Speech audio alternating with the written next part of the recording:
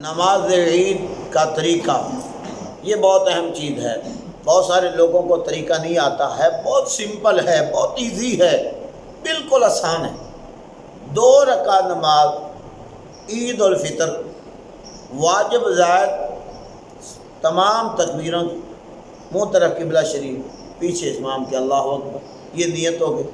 اب نیت باندھ لی، اللہ اکبر، ہاتھ باندھ لی اور ثنا پڑھی، سبحانک اللہم و بحمدک و تبارک اسمک و تعالی جدک ولا الہ غیرک۔ نیت کے بعد اب امام صاحب اضافی جو زائد تکبیریں ہیں، پہلی رکعت میں بھی 3 ہیں، دوسری رکعت میں بھی 3۔ تو پہلی رکعت میں یہاں ثنا کے فوراً بعد اللہ اکبر کہا، ہاتھ کھلے چھوڑ دیں، ہاتھ نیچے باندھنے نہیں، ہاتھ کھلے چھوڑ دینے۔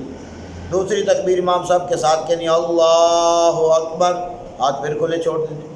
اور تیسری تکبیر پھر امام صاحب کے ساتھ کہنی اللہ اکبر، اب ہاتھ باندھ لینے۔ 3 تکبیر اضافی ہو، پہلی تکبیر تو ہو چکی تھی، اب یہ 3 تکبیریں ہوں گی، اب ہاتھ باندھ لیے۔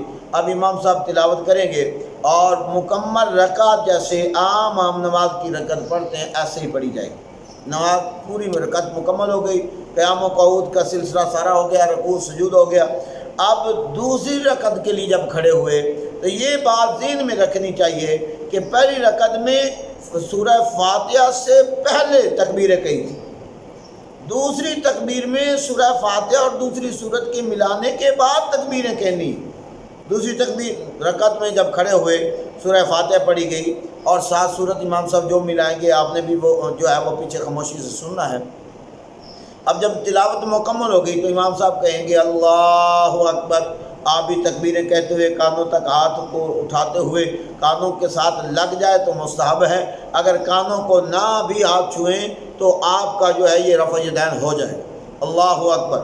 آپ دوسری تکبیر پھر اللہ اکبر، افضل یہ ہے کہ کانوں تک آپ کے ہاتھ چلے جائیں، اللہ اکبر، پھر ہاتھ کھلے چھوڑ دینے۔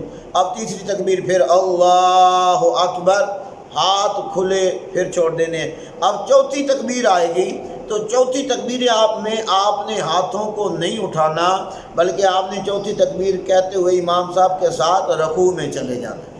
یا اس طرح اب باقی رکعت جو ہے وہ عام نماز کی طرح مکمل کی جائے گی۔ یہ آپ کا طریقہ، یہ طریقہ ہے نماز عیدین کا، چاہے وہ نماز عید الاضحیٰ ہو یا نماز عید الفطر ہو، یہ دونوں نمازوں کا یہی طریقہ ہے۔ بس نیت میں جہاں پر عید الفطر ہے وہاں عید الفطر کہہ دینا، اور جہاں پر عید الاضحیٰ پڑھی جائے گی تو عید الاضحیٰ کہہ دینا، باقی سارا سلسلہ جو ہے وہ ایسے ہی ہے۔